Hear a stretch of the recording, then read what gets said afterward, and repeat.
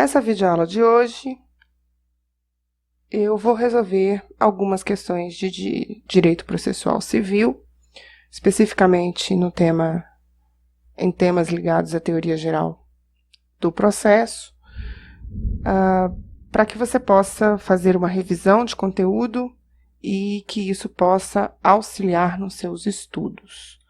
Eu sou a professora Letícia Calderaro, sou advogada aqui em Brasília e já ministro a disciplina Direito Processual há mais de 15 anos em cursos de graduação em Direito. Se você tiver curiosidade e quiser saber mais sobre mim, entre lá no meu site www.leticiacalderaro.com.br e você vai poder saber um pouco do meu trabalho.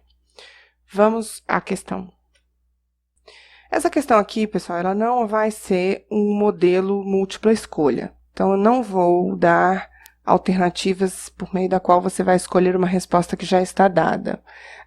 Vamos colocar uma situação, um problema, e a partir dela fazer perguntas e para que você possa trabalhar aí uma forma diferenciada de ser avaliado, né? Vamos lá, Paulo Humberto, brasileiro, casado com Juliana, morador no Riacho Fundo, é uma localidade aqui no Distrito Federal. Contador, propôs ação de indenização por danos morais contra a empresa CEL-BSB, situada em Brasília, com quem tem um contrato de prestação de serviços por uso de telefone celular, por ter sido cadastrado indevidamente no Serasa. Pediu indenização de R$200 mil e a retirada do registro indevido. Como forma de economia, o mesmo não contratou advogado, assinando a petição inicial, apresentando-a ao Juízo Cível de Taguatinga, que é uma localidade também, para quem não estiver aqui em Brasília assistindo, é uma outra localidade também no Distrito Federal, na qual inseriu no polo passivo a CEL-BSB e o Serasa.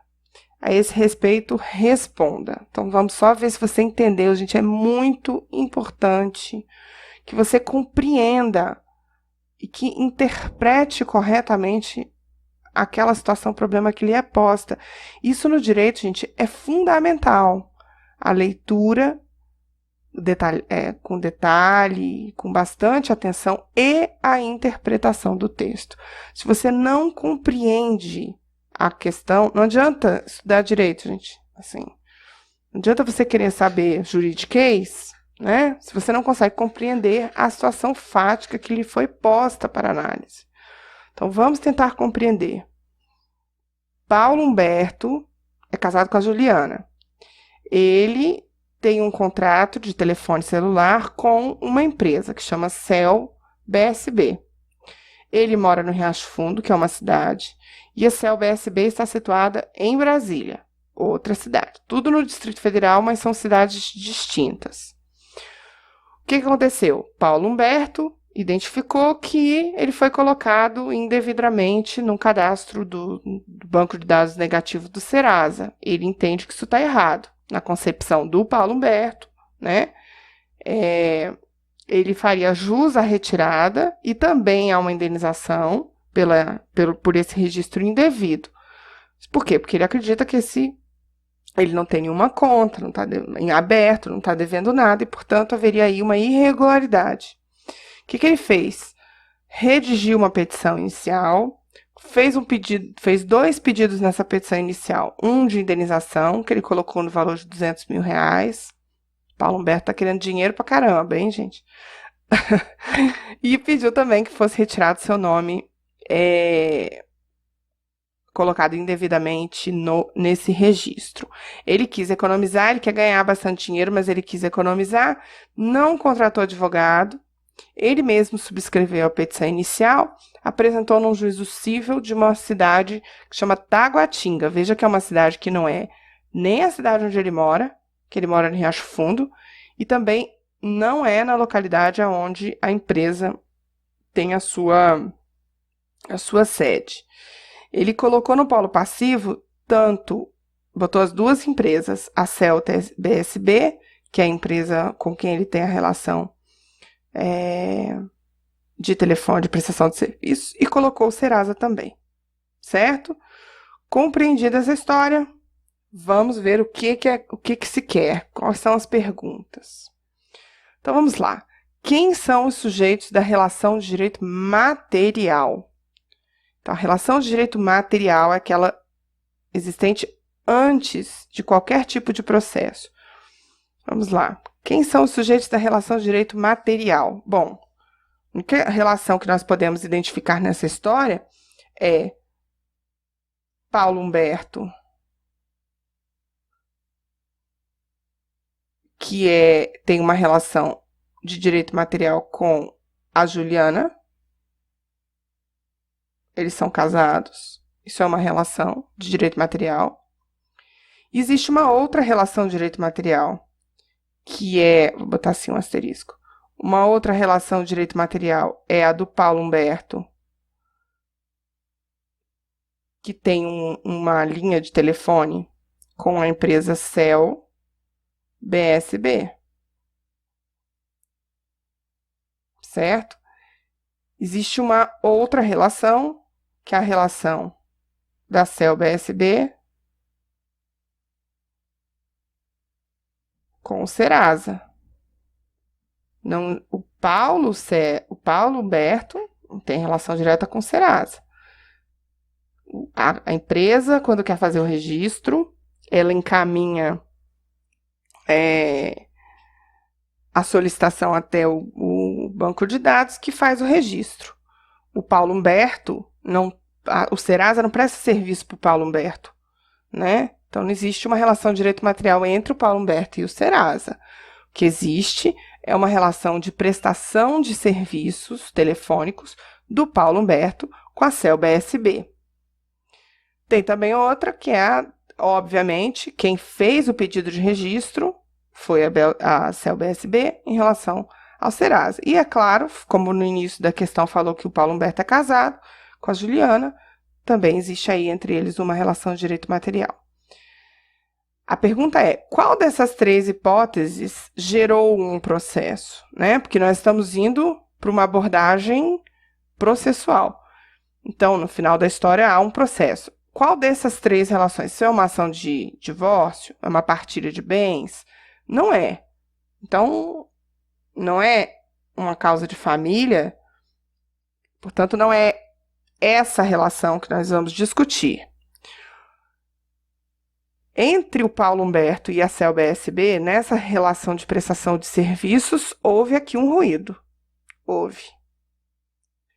Por quê? Porque o Paulo Humberto, ele alega, lembre-se que sempre que existe uma alegação, o Paulo Humberto tem que fazer prova disso que ele alega de que a Cel BSB teria registrado indevidamente porque ele não tem nenhuma conta pendente. Então, essa é a relação que foi levada para o direito processual. A Cel BSB não está processando o Serasa. Então, também não vamos discutir essa relação de responsabilidade aqui. Bom, ele pergunta qual é a causa da relação de direito material? O que fez o Paulo Humberto, né? Qual é a causa? Qual é o que leva? Bom, prestação. O que leva o Paulo Humberto a uma relação com o Cel BSB? Prestação de serviços de telefonia. Atenção, não se confunda, eu estou perguntando qual é a causa da relação de direito material. Por que o Paulo Humberto se relaciona com a Cel BSB? Porque existe uma prestação de serviços de telefonia. Certo. Qual é o bem da vida juridicamente tutelado que faz com que o Paulo Humberto tenha criado aqui esse ruído? O que ele está querendo proteger? Bom, sem dúvida, o bem da vida juridicamente protegido é a honra, né, do Paulo Humberto, a moral, ele ficou o nome, dele, né? Porque ao haver o argumento de que ele eventualmente não teria pagado uma conta, e se esse argumento for, como alega o Paulo Humberto, ilegítimo, foi ofendida a sua honra, a sua moral, o seu nome, a sua dignidade. Isso não é um aspecto interno só, hein, gente? É externo também. Então, se ele quer fazer uso do seu crédito, do crédito que o seu nome tem, frente a outras instituições, ele fica com essa dificuldade. Por quê? Fica com dificuldade porque houve esse registro. Se o registro é legítimo, não há que se falar em ofensa. Mas se o registro é ilegítimo, então você tem aí um prejuízo a esses bens da vida que são tutelados pelo direito. O Paulo Humberto, como nós sabemos, você tem aí meios para composição. Isso é um conflito de interesses, né? O Paulo Humberto tem um interesse e a empresa tem outro interesse, receber seu valor, por isso ela fez o registro. Quando você tem aqui uma pretensão, Paulo Humberto deve ter procurado a empresa para que houvesse resistida, para que houvesse naturalmente a retirada do seu nome desse registro. E, possivelmente, a CELB-SB não acatou a pretensão do PH. E a sua pretensão foi resistida. Nós sabemos que, de forma complementar à jurisdição, a gente tem aí meios de autocomposição. Esses meios de autocomposição, que são mediação e arbitragem, eles podem acontecer, mediação, conciliação e arbitragem, eles podem acontecer antes da existência de um processo, né, uma tentativa de evitar que o processo ocorra, mas também podem acontecer depois que o processo já foi iniciado. Lembre-se que a autocomposição, você teria aqui a mediação e a conciliação. Para essa situação que nós estamos conversando aqui, seria uma hipótese de conciliação. Lembre-se que a mediação ela é adotada quando você tem relações já existentes anteriormente entre os sujeitos da relação jurídica, que não é o caso. Não é uma relação que precisa ser mediada. A gente utiliza a mediação em varas de família, basicamente, né, em relações pré-existentes e que também vão continuar a partir da solução daquele conflito. Nesse caso aqui seria a conciliação mesmo, mais comum, né? Lembre-se que a arbitragem é um meio de heterocomposição e não de autocomposição, que substitui por completo a jurisdição. É outra coisa distinta disso aqui. Se por acaso a autocomposição não for possível de ser realizada, lembre-se que é vedada a autotutela, então não se pode resolver seus direitos com as próprias mãos. Existem pouquíssimas exceções dentro do direito, dentro do nosso ordenamento jurídico. Mas como é vedada a autotutela, a autodefesa, é necessário que se busque a jurisdição. Como eu acabei de falar, se buscar a arbitragem substitui inteiramente a jurisdição, que também é um meio de heterocomposição. O que é um meio de heterocomposição dos litígios? Ou das lides, né? Por que é um meio de heterocomposição? Porque há que ser decidida aquela lide por uma terceira pessoa. Mediadores e conciliadores não resolvem nada. Eles fazem a intermediação para que as próprias partes resolvam. Por isso chama autocomposição. Já a arbitragem e a jurisdição são meios de solução dos conflitos em que a solução é dada por uma terceira e imparcial pessoa, que será o árbitro, no caso da arbitragem, ou o juiz, no caso da jurisdição. tá? Lembre-se que você estudou várias coisas sobre a jurisdição. Jurisdição é exercida exclusivamente pelos juízes, pelos membros do Poder Judiciário. Não é dada a nenhum outro órgão, por mais que tenha competências importantíssimas e relevantíssimas para a estrutura do Estado brasileiro. Jurisdição é poder, dever, atividade de pacificação dos conflitos de interesses exclusivamente dada aos juízes. A arbitragem é um meio alternativo à jurisdição. Podem os árbitros, se nomeados pelas partes, de comum acordo, de forma anterior ao litígio ou já depois da existência da lide, se de comum acordo elegerem o árbitro, então eles estarão afastando a jurisdição. Por que eu estou fazendo todo esse introito? Porque lembre-se, se tudo isso aqui for frustrado, então se toda essa tentativa pré-processual se frustrar, a única solução é você adotar aí o chamado trinômio da pacificação das lides, que é a ação, jurisdição e processo. E aí você começa, nossa, botei tão no finalzinho, aí você começa com toda a estrutura do direito processual que regula essa atividade, né?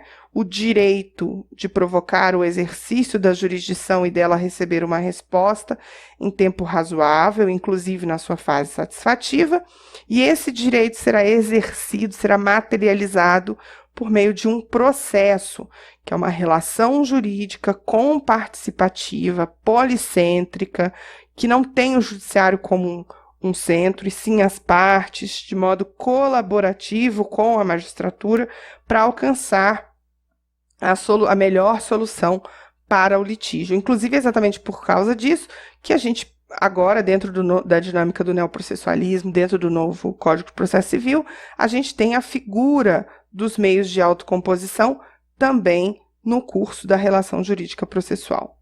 Bom, voltando para a nossa história, o Paulo Humberto, ele resolveu, já que não pode fazer autotutela e não conseguiu resolver na autocomposição pré-processual com a CELB-SB, ele formulou uma petição inicial, apresentou a um órgão da jurisdição e, portanto, exerceu o seu direito de ação e provocou a jurisdição. A pergunta é qual... Ih, gente, aqui tá errado, né? Quais são os sujeitos da relação processual? Então, não quero mais saber isso aqui. Quero saber qual foi a relação de direito material. Quero saber, no processo, quem estará no processo? Bom, como autor, lembre-se que processo é autor, juiz e réu. Autor, juiz e réu. Veja que a gente não usa mais aquela angulação para colocar o juiz em cima, porque ele não é mais o centro dentro do novo processo. Todos no mesmo patamar, policentricamente, de modo que todos possam colaborar para alcançar a melhor solução. Autor será o Paulo Humberto. O o órgão da jurisdição que ele escolheu foi um juízo cível em Taguatinga. Juízo cível. E ele escolheu a competência territorial de Taguatinga. E no polo passivo, ele colocou como réu 1 a CELB-SB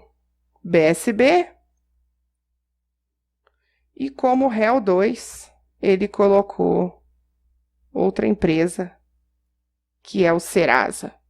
Então ele fez o que aqui no polo passivo, gente?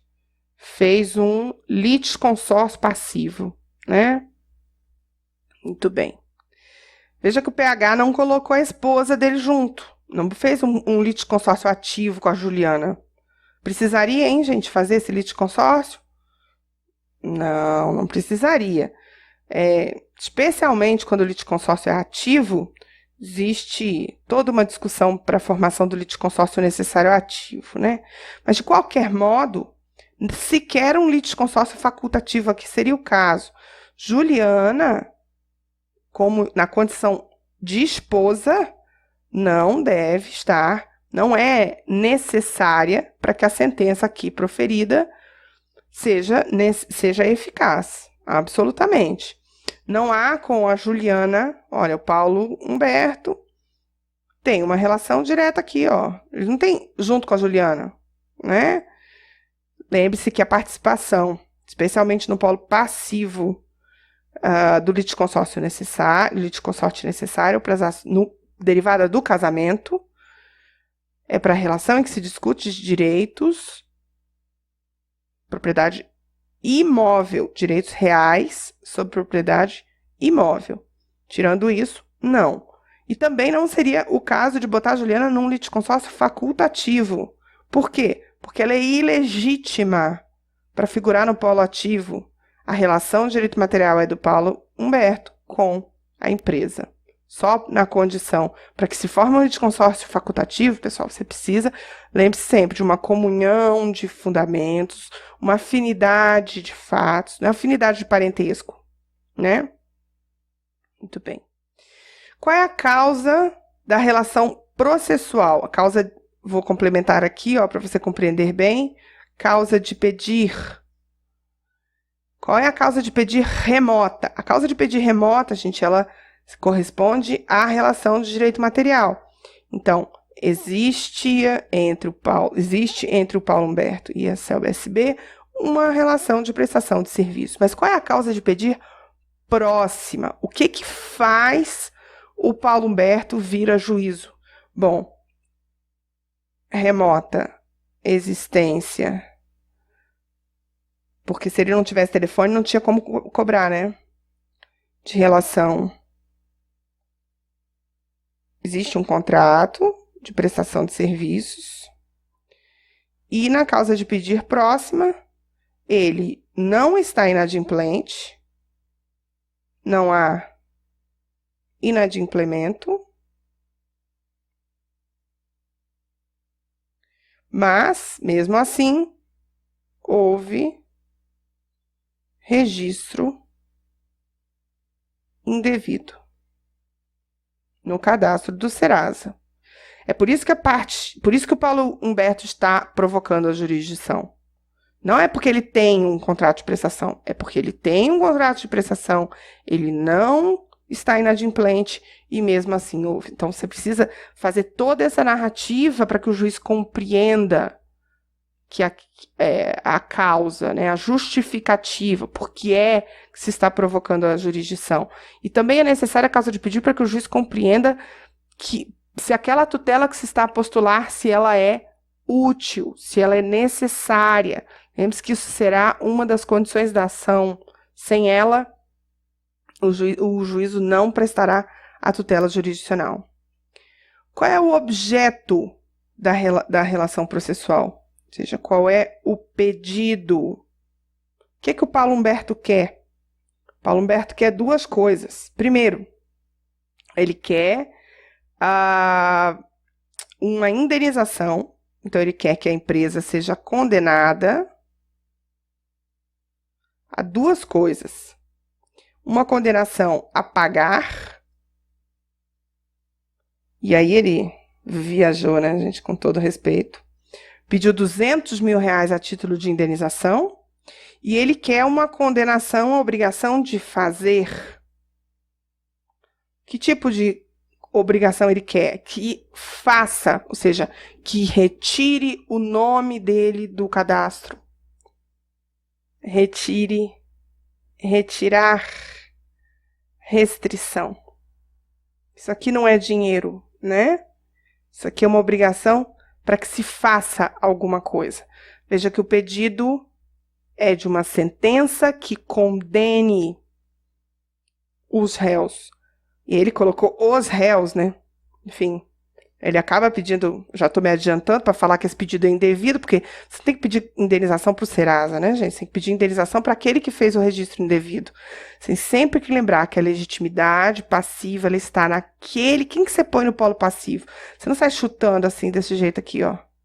Não, você coloca no polo passivo aquele que pode ser responsabilizado por essa narrativa, né? E veja que pela narrativa, quem pode ser responsabilizado É aquele a quem você tinha uma relação e aquele que você não deixou de adimplir as obrigações e que fez o registro. Veja que o Serasa não se encaixa em nenhuma dessas três situações. Olha como é interessante que esses três pontos, eles falam do que a gente chama de elementos da ação. Quais são os elementos da ação? Partes. Então, polo ativo e polo passivo, pedido e causa de pedir. Ó, pedir e pedido.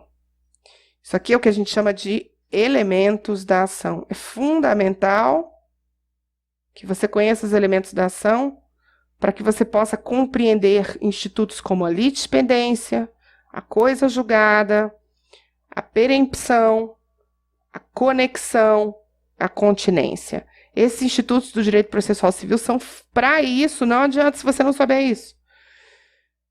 Litispendência, todos os elementos idênticos. É um instituto que proíbe o ajuizamento e o trâmite de ações idênticas frente à autoridade judiciária brasileira. Lembre-se que essa regra de litispendência não influi em processos que, autorizada um ajuizamento de ação também com uma competência internacional, não se aplica a litispendência. Então, pode haver simultaneamente ações idênticas, desde que frente a autoridades distintas, de jurisdição distinta. Agora, dentro da jurisdição brasileira, não pode haver mesmas partes, nos mesmos polos, mesma causa de pedir e mesmo pedido. Para isso, você tem que conseguir identificar quais são os elementos da ação. Litispendência, trâmite simultâneo. Coisa julgada depois que uma já terminou, não adianta querer fazer outra. Já foi julgado aquele mérito, portanto, você não pode ajuizar nova ação com as mesmas partes, a mesma causa de pedir e o mesmo pedido. Desculpa, escrevi errado aqui. Conexão e continência, você pode ter elementos idênticos, mas não todos. Então, a consequência não será a extinção do processo, e sim o apensamento dos autos, né? O agrupamento de ações que será feito conforme a regra da prevenção, ou seja, local onde houve a distribuição ou registro primeiro. Essa é a regra do novo CPC. Na conexão, você pode, não há necessidade de que sejam as mesmas partes, geralmente existe a identidade de uma, mas não há essa necessidade. Eu preciso ter um elemento idêntico, ou pedido, ou a causa de pedir. Com isso, você já teria a conexão. E na continência, mesmas partes, mesma causa de pedir, mas o pedido de uma ação abrange o pedido da outra ação. Então, não vai haver extinção, e sim o apensamento de autos pela regra da prevenção, para que se faça o julgamento por um só único juízo. O último instituto que eu mencionei aí foi a perempção, né? Não confunda prevenção e perempção. Perempção, gente, ela gera a extinção do processo quando a parte, ela dá causa, faz um processo, abandona, né, como autor. E aí o juiz faz o impulso oficial, chama para que o autor impulsione o feito e ele abandona o processo. E aí o juiz extingue sem julgamento do mérito. Isso pode ser... ele pode fazer novamente? Pode. Mas ele pode fazer isso 3 vezes. Então, ele faz uma, dá causa ao abandono, ok, extingue o processo, sem julgamento do mérito, ele pode fazer de novo? Pode. 2 vezes pode fazer, abandonou de novo, extingue. Pode fazer uma terceira ainda, extingue. Uma quarta já não poderia mais fazer, mesmo sem haver resolução de mérito. Isso é uma punição, obviamente, para aquele que dá início à atividade jurisdicional, mas que não impulsiona o feito corretamente para que o juiz, a viabilizar que o juiz possa decidir a questão de forma correta, né? Bom, dito isso, vamos seguir com mais questões e a nossa revisão. A pergunta aqui é... gente, desculpa, tá escrito errado isso aqui. Eu não li antes. Qual é a natureza da ação? Qual é a natureza da ação? Bom, nós temos no processo civil 2 naturezas. Ação de conhecimento, que é chamada também de uma ação cognitiva, ou ação executiva. Conhecimento ou execução. São esses dois tipos de ação que uma pessoa pode provocar, né, a jurisdição. Qual é a distinção de uma ação cognitiva ou ação de conhecimento para uma ação de execução ou ação executiva? Na ação de conhecimento, gente, você tem uma pretensão. Você não tem um direito já reconhecido num documento ao qual a lei chama de título. Não, você não tem isso. É o caso do Paulo Humberto. O Paulo Humberto tem uma história para contar.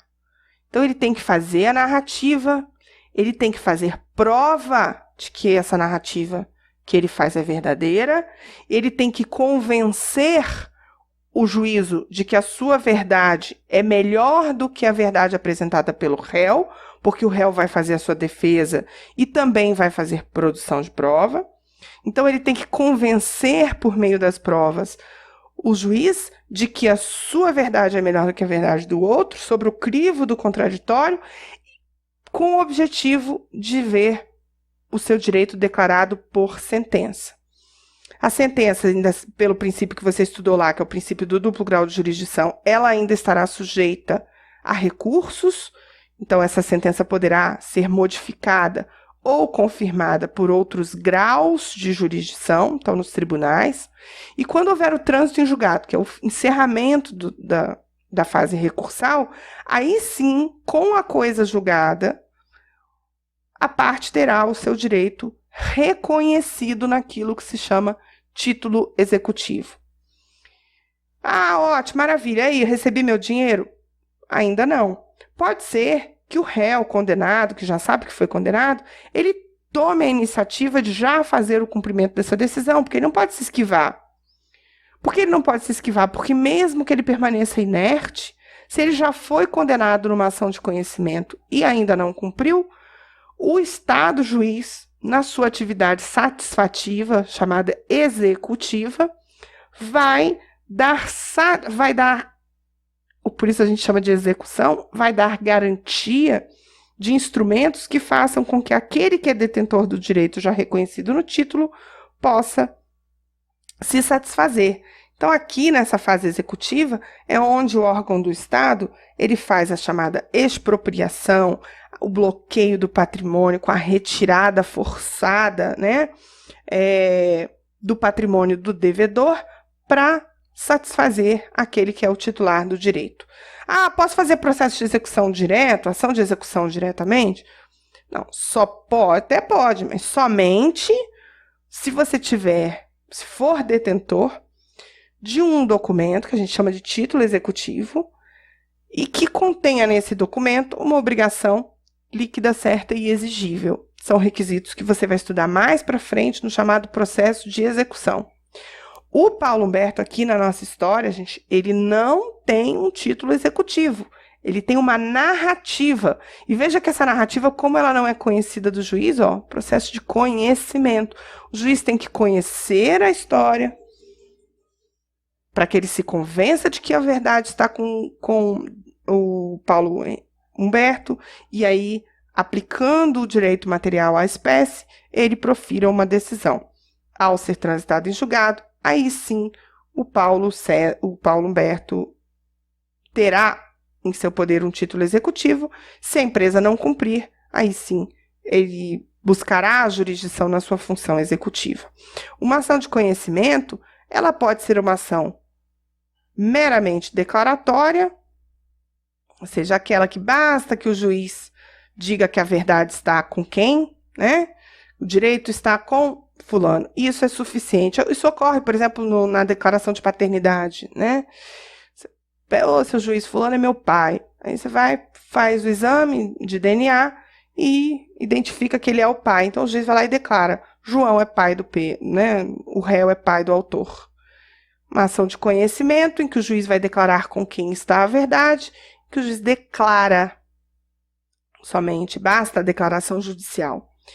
Você tem também as naturezas constitutivas, constitutiva ou desconstitutiva. São ações em que não basta que o juiz declare que o direito está com alguém, você quer mais, você quer que o juiz crie, modifique ou extinga uma relação jurídica já existente. Você quer um pouco mais do juiz. Juiz, declare que o direito está comigo e faça mais alguma coisa por mim. É o caso de uma rescisão de negócio, de contrato, de uma anulação de negócio jurídico, de uma declaração, né, de que o negócio jurídico é nulo por erro, dolo, coação, simulação, fraude, enfim. Você quer o quê? Você quer que o juiz, além de declarar que o direito está com você, porque aquilo que você está falando é verdade, mas o juiz extinga essa relação porque eu não estou conseguindo extingui-la. O divórcio, você fala, olha, tenho todos os requisitos para me divorciar, não consigo fazer isso extrajudicialmente, porque senão teria feito, mas não estou conseguindo, então não quero mais manter essa relação, não quero mais estar casado. Portanto, é uma ação de conhecimento com natureza desconstitutiva. E a mais comum, naturalmente, é uma ação de natureza condenatória. Quando você quer condenar o réu a fazer alguma coisa em favor, é uma decisão que implica em sancionar o réu, determinar por decisão judicial que o réu pague ou que o réu entregue alguma coisa, obrigação de dar, ou ainda que o réu faça alguma coisa ou que deixe de fazer alguma coisa. Olha aqui. Isso aqui você estuda como as obrigações, né? Você quer condenar, porque a gente, no processo civil, a gente não condena ninguém à prisão, viu, gente? Pelo amor de Deus. Veja que, prisão civil de quem não paga alimentos. Olha, ele foi condenado a pagar alimentos. Quando ele não paga o título, no curso de uma atividade executiva, cheia de regrinhas específicas, né? Pode ser que durante a execução se determine a prisão. Esse é outro assunto, né? A condenação contida no título, ela é a pagar, a entregar ou a fazer e não fazer. Fiz essa revisão para te lembrar, para a gente responder essa questão. Na história aí do Paulo Humberto com a empresa de celulares e também o Serasa, qual é a natureza dessa ação dele? É uma ação de conhecimento ou execução? Ora, naturalmente, conhecimento. Não foi dito em nenhum momento, e pela narrativa a gente identifica que ele tem uma pretensão, ele não tem um título. Sendo assim, é uma ação de conhecimento. E qual é a natureza? Declaratória, constitutiva, desconstitutiva ou condenatória? Naturalmente, condenatória. A gente escreveu lá atrás, se você não lembra, volte aí um pouquinho no vídeo. Eu coloquei lá, qual é o pedido? É por uma sentença que condene a pagar R$200 mil e a fazer que a retirada do seu nome do Serasa. Certo? Muito bem. Respondido, eu vou apagar tudo isso aqui, viu, gente? Que é para sobrar aqui espacinho pra gente.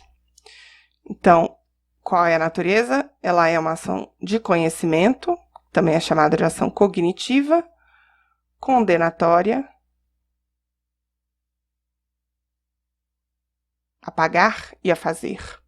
Estão presentes as condições da ação? Para isso, primeiro você precisa saber quais são as condições da ação. Interesse de agir. Pelo amor de Deus, interesse de agir não é vontade. É claro que vontade o Paulo Humberto tem.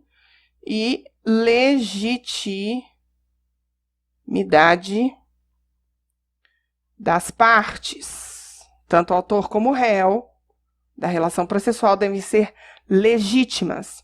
Começar pelo interesse de agir. Interesse de agir é demonstração, lá por aquela narrativa de causa de pedir, né, de que a tutela é necessária, será útil e é adequada. Precisa o Paulo dessa prestação jurisdicional? Seria possível que ele resolvesse isso por outro meio que não a jurisdição? Ora, nós fizemos todo o raciocínio, e a gente sabe que não, porque a autotutela não é possível de ele fazer. Ele pode ter tentado, pelo meios de autocomposição pré-processual, também não conseguiu resolver. Ele poderia ir num cartório resolver isso? Não, porque ele está em lide. Então, a tutela jurisdicional é o único mecanismo legítimo existente para que ele resolva. Portanto, a tutela, essa condição da ação está cumprida. Legitimidade das partes. Eu preciso que tanto o autor como o réu possuam uma relação de direito material presumidamente existente, né? Ela não precisa gerar responsabilidade, mas existe. Vamos lá, a gente pensou antes. Entre o Paulo fez assim, ele colocou ele aqui no polo ativo e colocou no polo passivo Cel e colocou Serasa. Existe uma relação do Paulo Humberto com a Cel? Sim, existe. Então, há legitimidade porque está em nome dele, correto. Ele é o titular da pretensão de direito material. A Cel celular pode ser... Não estamos falando de ser procedente ou improcedente, gente. Isso é o mérito, né? Para a gente definir se haverá ou não responsabilidade. A pergunta é, nessa narrativa que o Paulo fez, a Cel celular é responsável por essa pretensão? Ela é aquela que pode responder ou ser responsabilizada? Sim. O Serasa é? Não. Então, em relação ao Serasa, eu vou dizer a você que até existem algumas opiniões contrárias nesse sentido, algumas pessoas que interpretam diferentemente, entendendo que colocar o Serasa no polo passivo seria legítimo. Eu entendo que não há legitimidade para isso, a menos que o próprio Serasa faça o registro ele mesmo. Não, se ele faz o registro a pedido de outra pessoa, eu entendo que não há legitimidade para que o Serasa esteja no polo passivo. Mas há discussão sobre isso, né? Na minha análise, na minha interpretação, não há legitimidade aqui, não vai haver extinção do processo, porque há um litisconsórcio, então, extinção do processo sem apreciação de mérito somente em relação ao Serasa. Muito bem, estão presentes em relação ao Cel celular, ambos, em relação ao Serasa, há interesse de agir, mas não há legitimidade. Estão presentes os pressupostos processuais de existência? Estão presentes os pressupostos processuais de validade? Bom, para falar de pressupostos processuais, eu vou até vou até pegar aqui uma coisa vazia, uma tela vazia, que é para a gente fazer uma revisão de pressupostos processuais, né? Pressupostos processuais. Os pressupostos processuais, eles podem ser divididos em duas classes.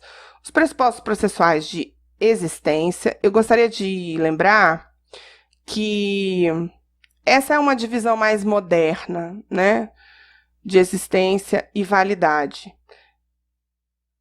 Haviam autores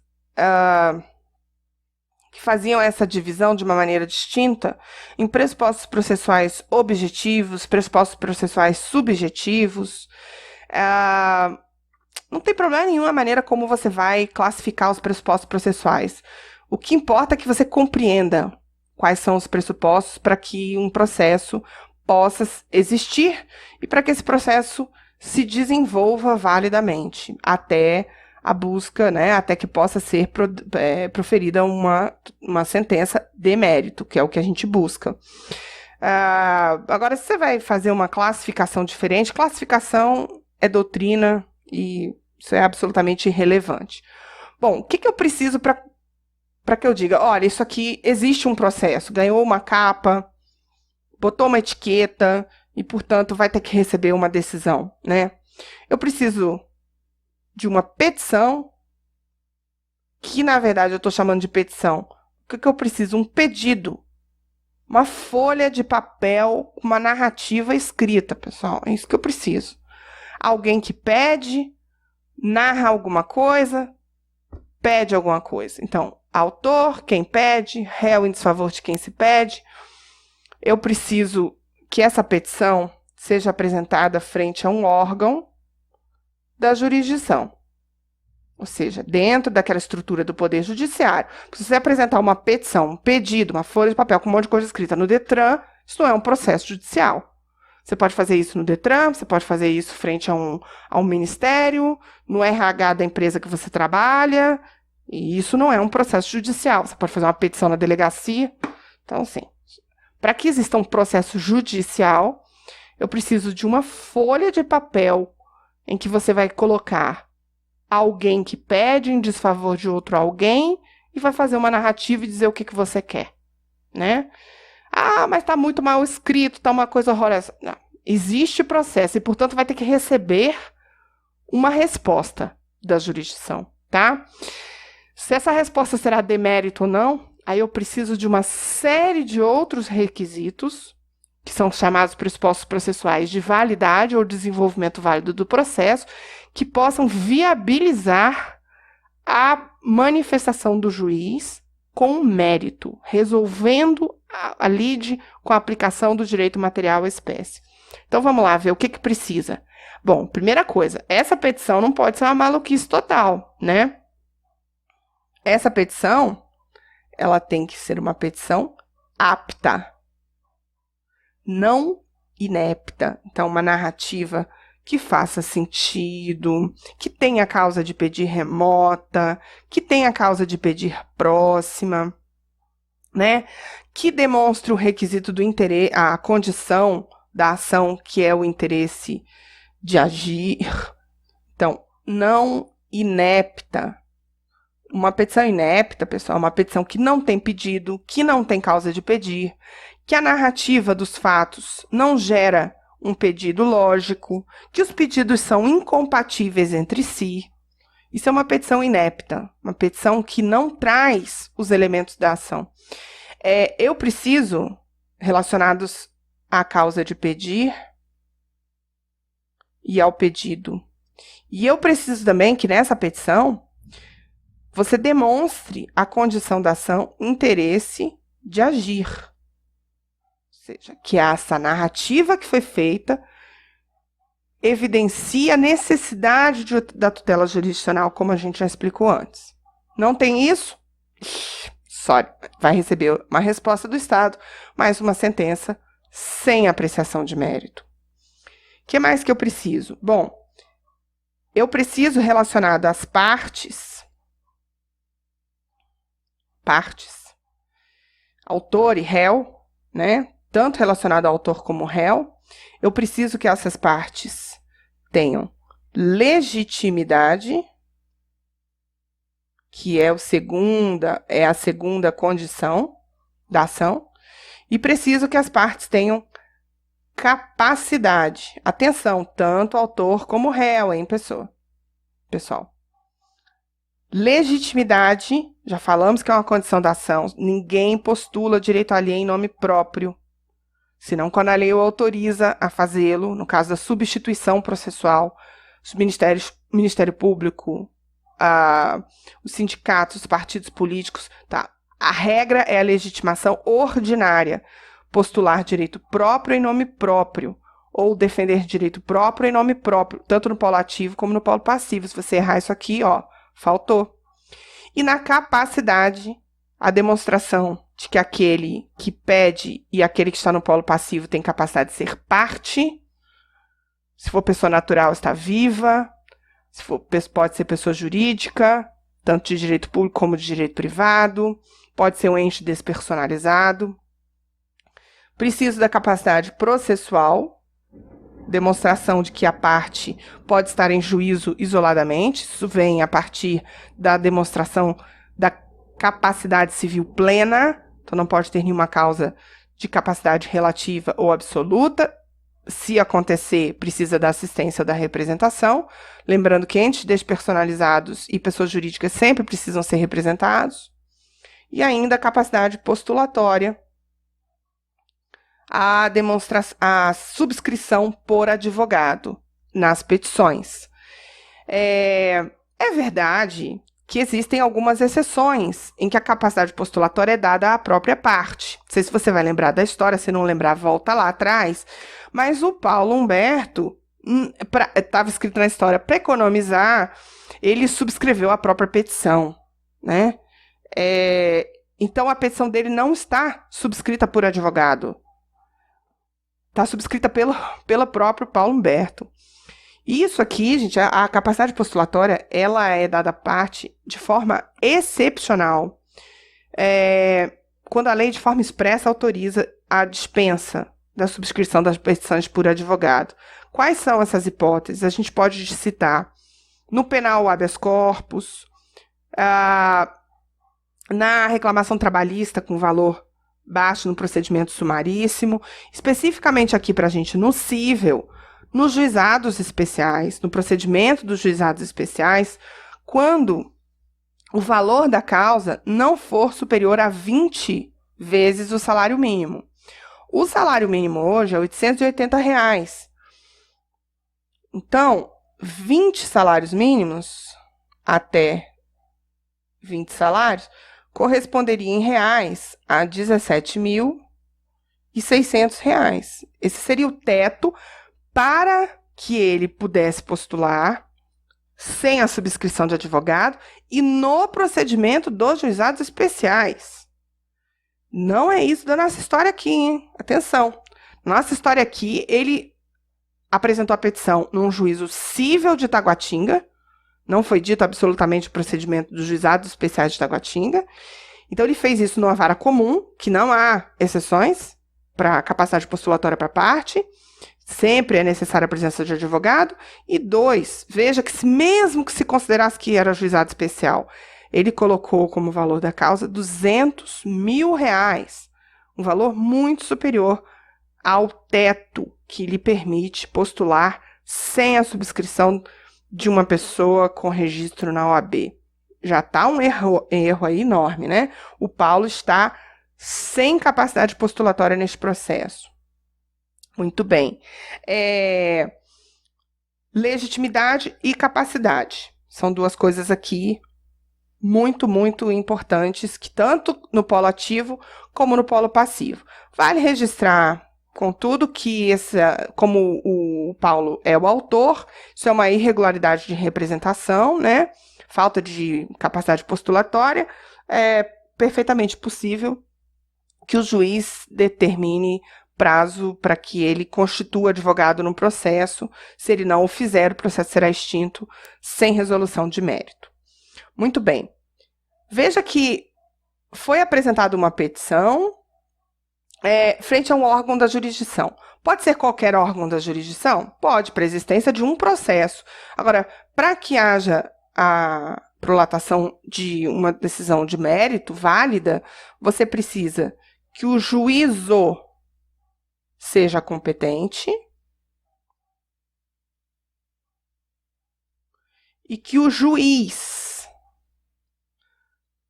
não seja impedido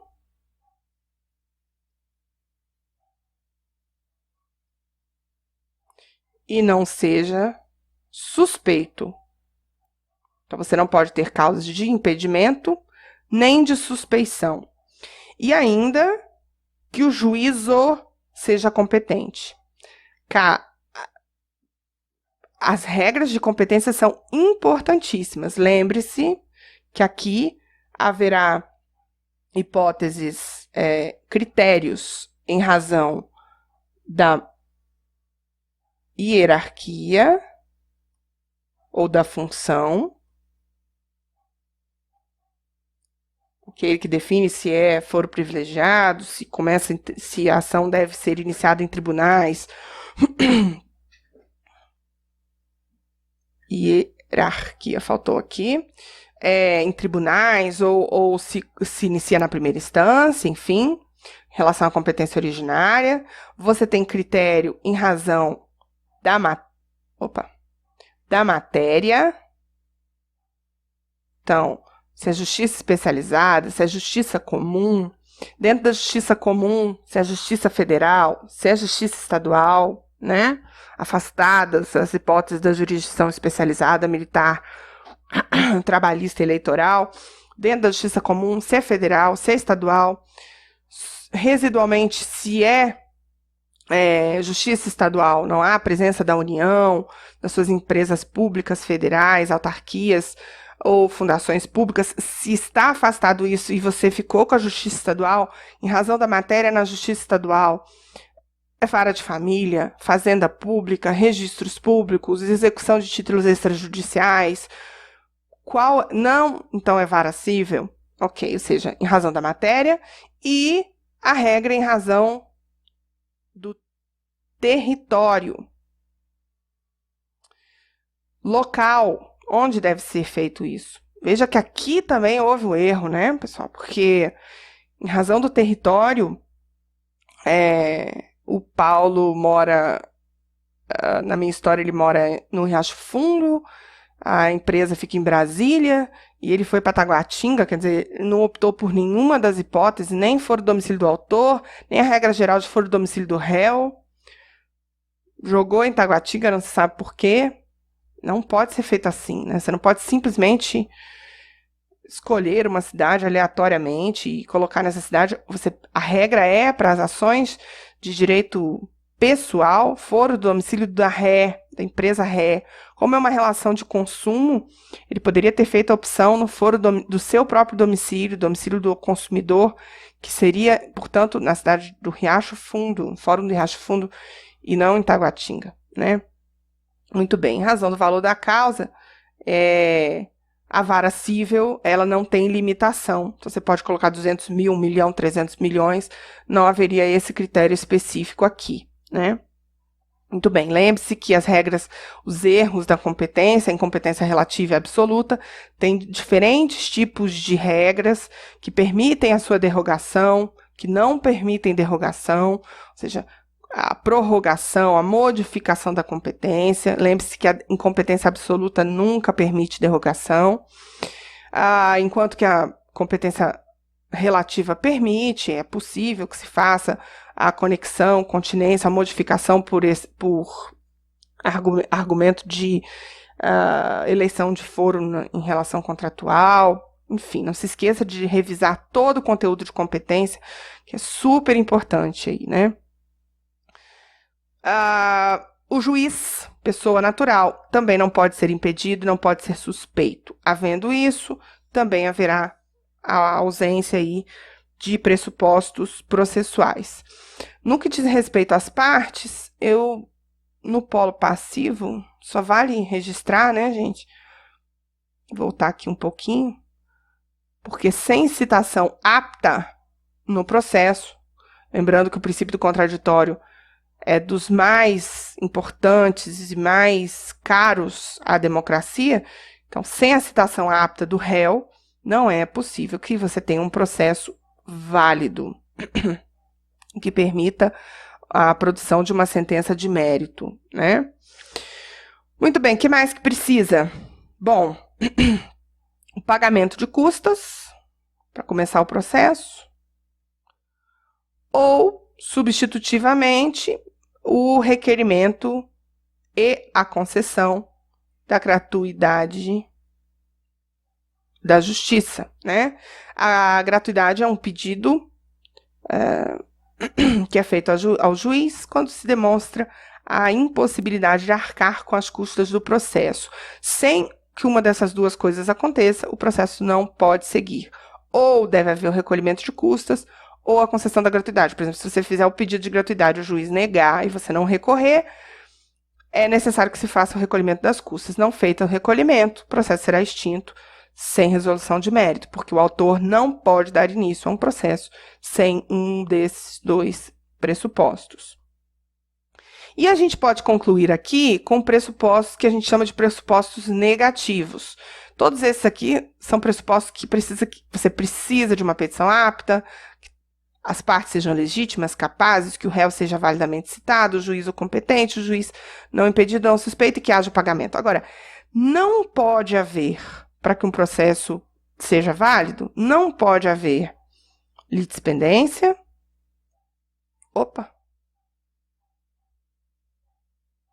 Não pode haver, já falamos sobre litispen.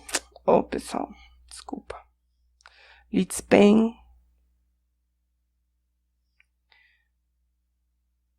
Então, ações idênticas, já ajuizadas.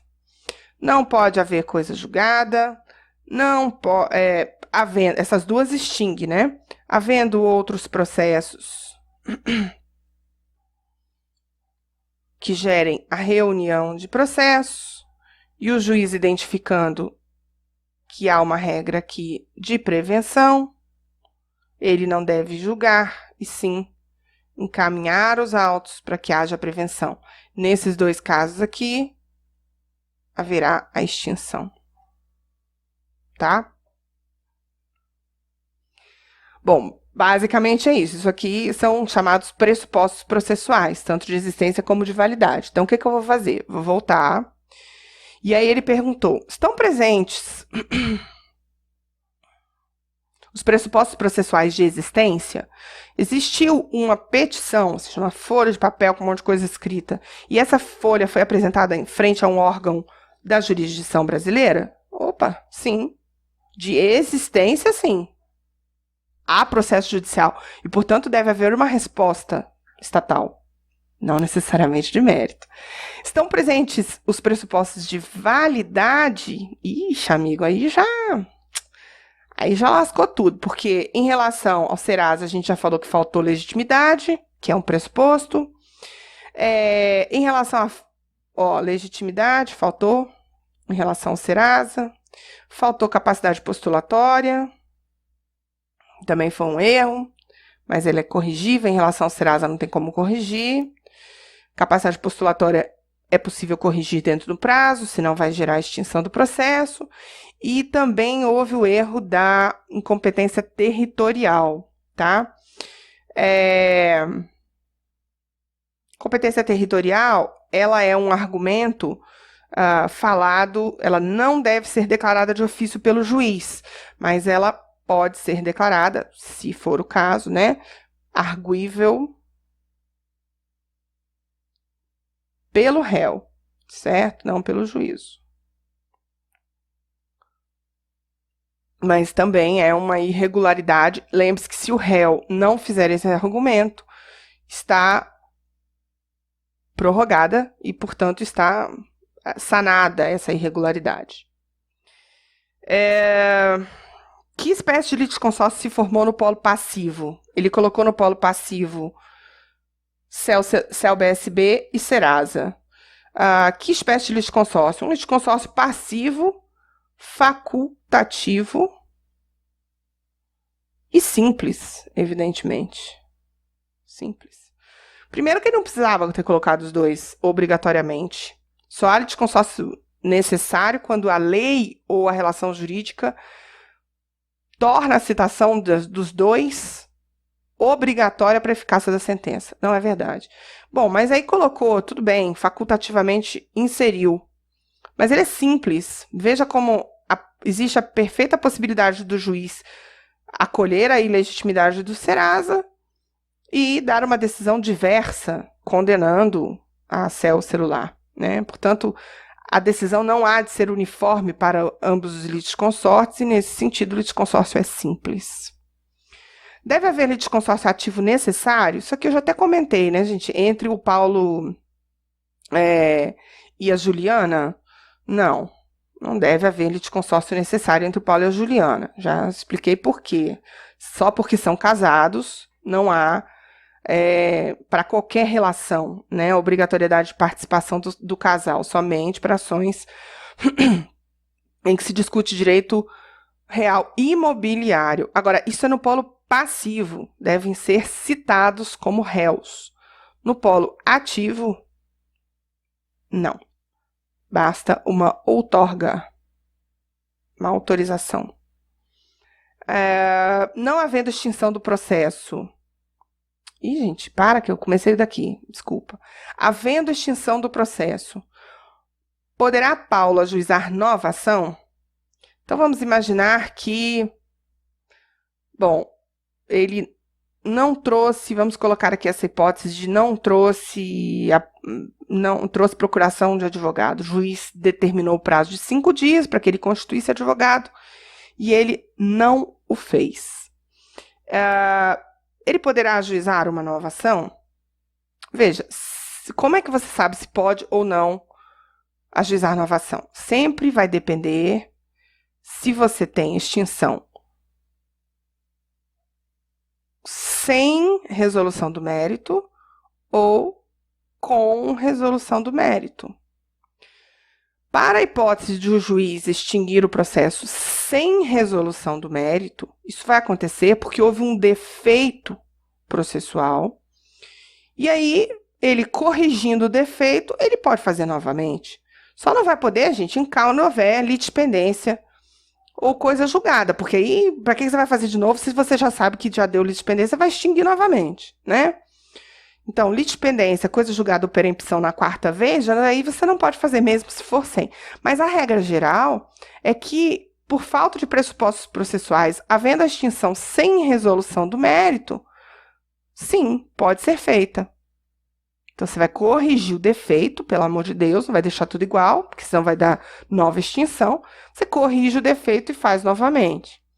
Agora, vamos imaginar na hipótese de o juiz ele ter feito a correção, colocou procuração do advogado, fez a correção, o processo foi encaminhado para o local correto, e aí houve o julgamento com mérito, e foi fixada aqui a condenação, ao invés de R$200 mil, foi fixada a condenação de R$2 mil da CEL BSB para pagar ao PH e também a retirada.